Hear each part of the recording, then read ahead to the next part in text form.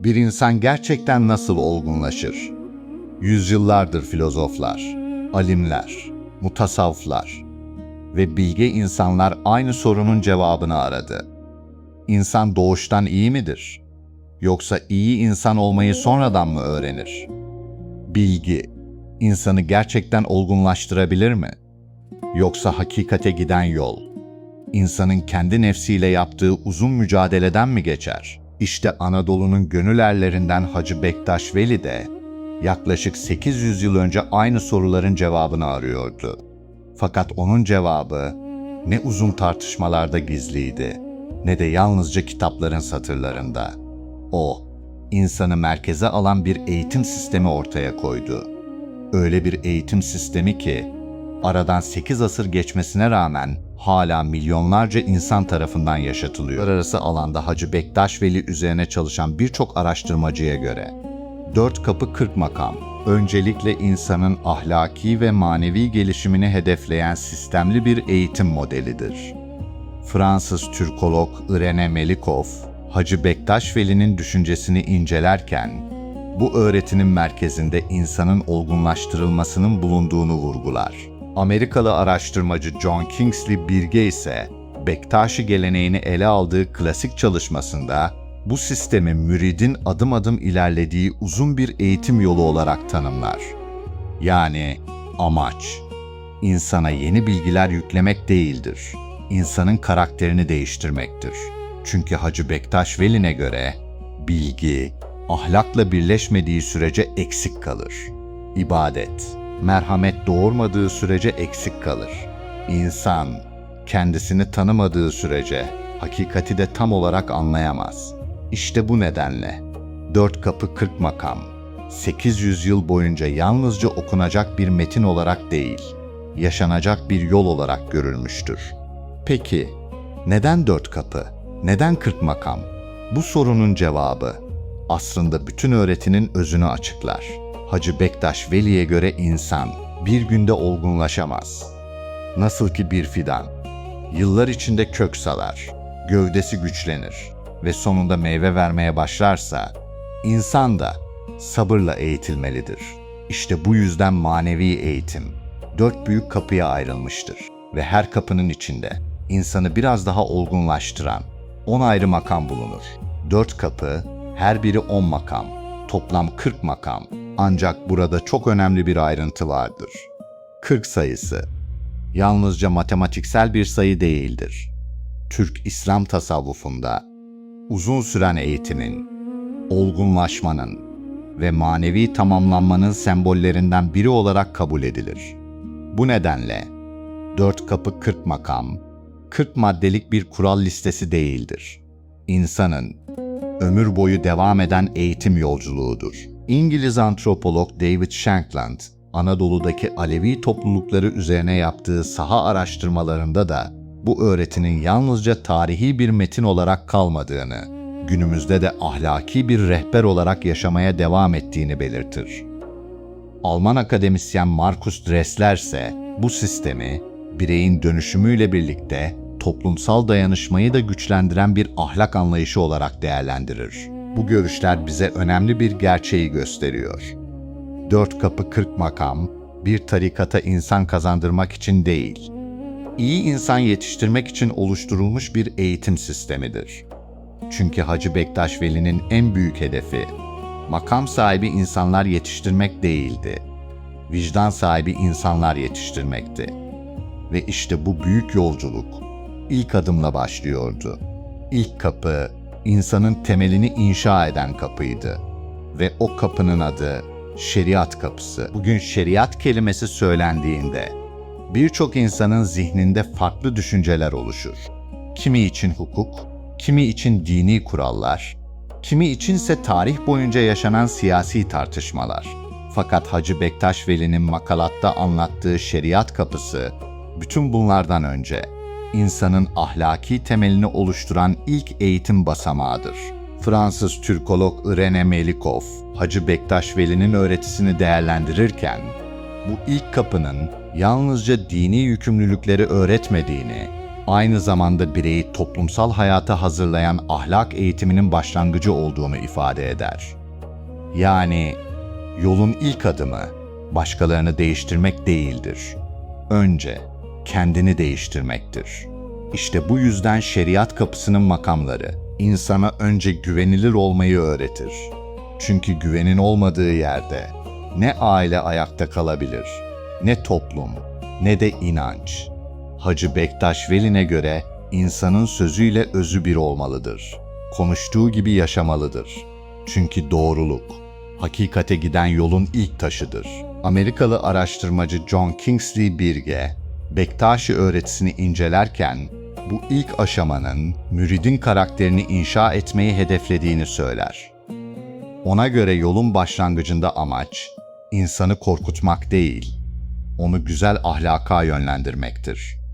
İşte bu yüzden şeriat kapısının makamlarında doğruluk vardır, adalet vardır, emanete sadakat vardır, helal kazanç vardır, kul hakkına saygı vardır, merhamet vardır, paylaşmak vardır ve insanı insan yapan bütün temel değerler vardır. Çünkü Hacı Bektaş Veli biliyordu ki, temeli sağlam olmayan bir bina ilk sarsıntıda yıkılır. Ahlakı sağlam olmayan insan da hayatın ilk imtihanında yıkılır. İşte bu yüzden şeriat kapısı bir yasaklar listesi değildir. İnsanın karakterini inşa eden ilkokuldur.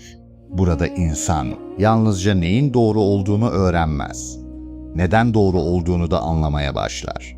Ve işte bu ilk eğitim tamamlandığında insan artık yalnızca doğruyu bilen biri değildir. Doğruyu yaşamaya hazır bir can haline gelir. İşte tam bu noktada ikinci kapı açılır ve o kapının adı tarikat kapısı. Tarikat kapısı, şeriat kapısı insana doğruyu öğretmişti. Fakat Hacı Bektaş Veli'ne göre doğruyu bilmek henüz yolun başıydı. Çünkü insan doğruyu bildiği halde yanlış yapabilir. Adaleti savunduğu halde öfkesi karşısında yenilebilir. Merhameti anlatabilir. Fakat paylaşmayı başaramayabilir. İşte bu yüzden ikinci kapı açılır. Tarikat, kelime anlamıyla yol demektir. Fakat burada anlatılan yol, bir şehirden başka bir şehre giden yol değildir. İnsanın kendi içine yaptığı yolculuktur. Fransız araştırmacı Irene Melikov, Bektaşi öğretisinde tarikat kavramını, insanın ahlaki eğitimini uygulamaya dönüştüren aşama olarak değerlendirir. Çünkü bilgi, yaşanmadığı sürece gerçek bilgi değildir. İşte tarikat kapısının makamları da insana bunu öğretir. Artık insan kitaplardan öğrenmeyi bırakmaz. Fakat öğrendiklerini hayatına taşımaya başlar. Amerikalı araştırmacı John Kingsley Birge, Bektaşi yoluna giren müridin bu aşamada sürekli bir nefis terbiyesinden geçtiğini yazar. Çünkü yolun en büyük düşmanı başka insanlar değildir. İnsanın kendi nefsidir. Kibir, öfke, haset, hırs, gösteriş, bencillik. İnsan bunları yenemediği sürece hakikate yaklaşamaz. İşte tarikat kapısının makamları, insanın bu perdeleri tek tek kaldırmasını amaçlar. Bu yüzden yol ehli önce hizmet etmeyi öğrenir. Çünkü hizmet insanın benliğini küçültür, tevazusunu büyütür. Alevi Bektaşi geleneğinde Cem erkanındaki her hizmet yalnızca bir görev değildir, bir eğitimdir. Bir insan süpürge tutarken de, lokma dağıtırken de, zakirlik yaparken de aynı hakikati öğrenir. Hiçbir hizmet diğerinden üstün değildir. Çünkü üstünlük görevde değil, güzel ahlaktadır. İngiliz antropolog David Shankland, Anadolu'daki Alevi toplulukları üzerine yaptığı saha araştırmalarında bu anlayışın günümüzde de birçok ocakta yaşamaya devam ettiğini belirtir. Tarikat kapısının makamları insana sabrı da öğretir. Ancak burada anlatılan sabır, sessizce beklemek değildir. Doğru bildiği yoldan ayrılmamaktır. İyilik yapmaya devam etmektir. Adaleti terk etmemektir. İşte gerçek sabır budur.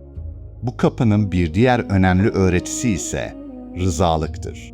Çünkü gönlü kırılmış bir insanın duasını almadan hak yolunda ilerlenemeyeceğine inanılır. Bu yüzden Alevi Bektaşi geleneğinde insan önce kulun gönlünü kazanmaya çalışır. Sonra hakkın huzuruna çıkar. Alman araştırmacı Markus Dressler, bu anlayışın yalnızca bireysel bir ahlak oluşturmadığını, aynı zamanda toplumsal dayanışmayı güçlendiren temel ilkelerden biri olduğunu ifade eder. İşte tarikat kapısının gerçek amacı da budur. İnsanı, bilgiyi yaşayan bir can haline getirmek. Fakat Hacı Bektaş Veli'ne göre insan doğruyu öğrenebilir, doğruyu yaşayabilir. Yine de henüz kendisini tam anlamıyla tanımış değildir. Çünkü en zor yolculuk, insanın kendi içine yaptığı yolculuktur. Ve işte tam bu noktada üçüncü kapı açılır. Ve o kapının adı marifet kapısı. Marifet kapısı. Şeriat kapısı insana doğruyu öğretmişti. Tarikat kapısı ise o doğruyu yaşamayı. Fakat Hacı Bektaş Veli'ne göre insan doğruyu yaşayabilir. Yine de kendisini tam olarak tanımamış olabilir. İşte bu yüzden yolun üçüncü kapısı açılır. Çünkü insanın en büyük yolculuğu dışarıya değil, kendi içine yaptığı yolculuktur. Marifet, kelime olarak bilgi anlamına gelse de Hacı Bektaş Veli'nin öğretisinde bundan çok daha derin bir anlam taşır. Marifet, kendini bilmektir, kendini tanımaktır, kendi eksiklerini görebilmektir. Fransız Türkolog Irene Melikov, Hacı Bektaş Veli'nin öğretisini incelerken, marifet kapısını insanın iç dünyasını keşfetmeye başladığı aşama olarak yorumlar. Ona göre bu kapıda bilgi yalnızca öğrenilen değil, yaşanarak insanın karakterine dönüşen bir hikmete dönüşür. İşte bu yüzden marifet kapısının makamları, insana başkalarını değil, önce kendisini sorgulamayı öğretir. Ben neden öfkeleniyorum? Neden kırılıyorum? Neden affetmekte zorlanıyorum? Neden kibirleniyorum? Neden paylaşmaktan kaçıyorum? İşte yol ehli. Bu soruları başkalarına değil, kendi vicdanına sorar. Çünkü Hacı Bektaş Veli'ne göre insan kendisini tanımadan hakikati tanıyamaz. Amerikalı araştırmacı John Kingsley Birge, Bektaşi öğretisinde bu aşamayı müridin gerçek anlamda olgunlaşmaya başladığı dönem olarak değerlendirir. Çünkü insan artık başkalarının kusurlarını aramayı bırakır. Kendi kusurlarıyla yüzleşmeye başlar. İşte gerçek cesaret de budur. Kendini olduğu gibi görebilmek, kendi yanlışını kabul edebilmek ve onu değiştirmek için çaba göstermek. Marifet kapısının makamları insana tevazuyu öğretir. Çünkü bilgi arttıkça insan aslında ne kadar az şey bildiğini fark eder. Gerçek bilgelik, başkalarından üstün olduğunu düşünmek değildir. Her geçen gün daha iyi bir insan olmaya çalışmaktır. Alman akademisyen Markus Dressler, bu anlayışın Alevi Bektaşi geleneğinde bireyin ahlaki gelişimini toplumun huzuruyla birlikte düşündüğünü ifade eder. Çünkü kendisini tanıyan insan, başkalarını yargılamaz, başkalarını küçümsemez, başkalarını ötekileştirmez. Tam tersine onları anlamaya çalışır. İngiliz antropolog David Shankland da Anadolu'daki saha çalışmalarında bu anlayışın bugün bile Alevi ocaklarında yaşayan en önemli ahlak ilkelerinden biri olduğunu belirtir. İşte marifet kapısının gerçek amacı da budur. İnsana bilgiyi hikmete dönüştürmeyi öğretmek, bilgiyi merhamete dönüştürmek, bilgiyi tevazuya dönüştürmek.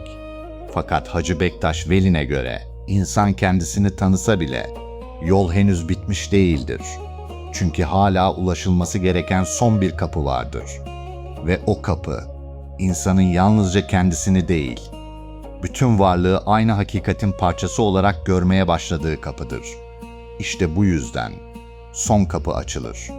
Ve o kapının adı Hakikat Kapısı. Hakikat Kapısıydı. İşte uzun yolculuğun son durağı. Fakat Hacı Bektaş Veli'ne göre bu son aslında yeni bir başlangıçtır. Çünkü hakikat kapısına ulaşan insan artık yalnızca kendisini düşünen biri değildir. Artık ben demekten çok biz demeyi öğrenmiştir. Şeriat kapısı, insana doğruyu öğretmişti. Tarikat kapısı, doğruyu yaşamayı. Marifet kapısı ise insanın kendisini tanımasını sağlamıştı. Hakikat kapısı ise insanın bütün yaratılmışlarla aynı hakikatin parçası olduğunu idrak etmeye başladığı kapıdır. Fransız Türkolog René Melikov, Hacı Bektaş Veli'nin öğretisinin en yüksek noktasını insanın ahlaki olgunluğa ulaşması olarak değerlendirir. Ona göre bu aşamada kişi yalnızca dini bilgiye sahip değildir. Bilgiyi davranışına dönüştürmüş, topluma karşı sorumluluğunu benimsemiş ve benliğini terbiye etmiş bir insandır. İşte bu yüzden hakikat kapısının makamları insana yeni bilgiler öğretmez. İnsanın artık öğrendiklerini hayatının tamamına yansıtmasını ister. Çünkü gerçek hakikat ezberlenmez, yaşanır. Amerikalı araştırmacı John Kingsley Birge, Bektaşi öğretisini incelerken bu son aşamayı müridin olgunlaşmasının tamamlandığı değil, ömür boyu devam edecek bir sorumluluğun başladığı nokta olarak yorumlar. Çünkü insan hiçbir zaman "ben oldum" diyemez. Gerçek olgunluk her gün yeniden öğrenmektir. Her gün yeniden kendini sorgulamaktır. Her gün biraz daha iyi insan olmaya çalışmaktır. İşte hakikat kapısının en büyük öğretisi budur. Alman akademisyen Markus Dressler, Alevi Bektaşi öğretisinde hakikatin yalnızca bireysel bir deneyim olmadığını, aynı zamanda toplumsal adalet ve insan onuruyla da yakından ilişkili olduğunu ifade eder. Bu yüzden hakikat kapısına ulaşan insan, haksızlık karşısında sessiz kalmaz. Mazlumun yanında durur. Yetimin hakkını korur. Kimseyi dili, ırkı, inancı ya da kökeni nedeniyle küçümsemez. Çünkü artık bütün insanlarda aynı özü görmeye başlamıştır. İngiliz antropolog David Shankland, Anadolu'daki Alevi toplulukları üzerine yaptığı saha araştırmalarında bu anlayışın günümüzde de Alevi Bektaşi toplumunda ahlaki hayatın temelini oluşturmaya devam ettiğini belirtir. İşte bu yüzden 4 kapı 40 makam yalnızca geçmişte yaşamış dervişlerin yolu değildir. Bugün de insana aynı soruyu sormaktadır. Daha dürüst olabildin mi? Daha adaletli olabildin mi? Daha merhametli olabildin mi? Bir insanın gönlünü kırmadan yaşayabildin mi? Çünkü Hacı Bektaş Veli'nin öğretisinde hakikate giden yol başkalarını değiştirmekten başlamaz. İnsanın önce kendisini değiştirmesiyle başlar. Ve belki de 800 yıl sonra bile 4 kapı 40 makamın yaşamaya devam etmesinin nedeni tam olarak budur. Fakat bu öğretinin adı yalnızca 4 kapı değildir. Asıl adı 4 kapı 40 makamdır. Peki neden 40 makam? Çünkü Hacı Bektaş Veli'nin öğrettiği bu yol yalnızca 4 büyük kapıdan oluşmaz. Her kapının içinde insanı adım adım olgunlaştıran 10 ayrı makam bulunur. Şeriat kapısı 10 makam, tarikat kapısı 10 makam, marifet kapısı 10 makam, hakikat kapısı 10 makam. İşte 4 kapının içindeki bu 40 basamak birlikte 4 kapı 40 makam öğretisini oluşturur. Ancak burada çok önemli bir nokta vardır. Bu 40 makam bir yarış değildir, bir sınav değildir. Bir insanın diğerinden üstün olduğunu gösteren dereceler de değildir. Fransız Türkolog René Melikov, Hacı Bektaş Veli'nin öğretisini değerlendirirken, bu sistemi insanın ahlaki ve manevi gelişimini hedefleyen aşamalı bir eğitim modeli olarak açıklar. Yani insan bir makamı ezberlediği için değil, onu yaşadığı zaman gerçek anlamda ilerlemiş sayılır. Amerikalı araştırmacı John Kingsley, Birge'de Bektaşi geleneği üzerine yaptığı klasik çalışmasında bu makamların tek tek öğrenilecek bilgilerden çok, insanın ömür boyu yaşayarak olgunlaşacağı basamaklar olduğunu ifade eder. İşte bu yüzden şeriat kapısının 10 makamı, insana sağlam bir ahlak temeli kazandırmayı amaçlar. Tarikat kapısının 10 makamı, bu ahlakı günlük hayatın her anında yaşamayı öğretir. Marifet kapısının 10 makamı, insanın kendi nefsini tanımasını, eksiklerini görmesini ve hikmete ulaşmasını hedefler. Hakikat kapısının 10 makamı ise insanı yalnızca kendisi için yaşayan biri olmaktan çıkarır. Onu bütün insanlara aynı vicdanla yaklaşabilen, merhameti hayatının merkezine koyan, olgun bir insan haline getirmeyi amaçlar. Alman araştırmacı Markus Dressler, bu öğretinin yalnızca bireysel bir maneviyat anlayışı sunmadığını, aynı zamanda toplumda adalet, dayanışma ve ortak yaşam kültürünü güçlendiren bir ahlak sistemi olduğunu belirtir. Belki de 8 asır sonra bile 4 kapı 40 makamın yaşamaya devam etmesinin sebebi tam da budur. Çünkü bu öğreti insana başkalarını yargılamayı değil, önce kendisini sorgulamayı öğretir. Başkalarından üstün olmayı değil, daha iyi bir insan olmayı öğretir. Ve Hacı Bektaş Veli'nin asırlar öncesinden başlayan bu yolculuğu, bugün de aynı çağrıyı yapmaya devam eder. Hakikate giden yol, insanı incitmeden yürüyebilmektir. İşte 4 kapı 40 makamın özü, belki de yalnızca 40 makamdan değil, 40 adımda daha iyi bir insan olabilme çabasından ibarettir. Ve bu yüzden 4 kapı 40 makam, yalnızca Alevi Bektaşi yolunun değil, insan olma yolculuğunun da en önemli rehberlerinden biri olarak yaşamaya devam etmektedir.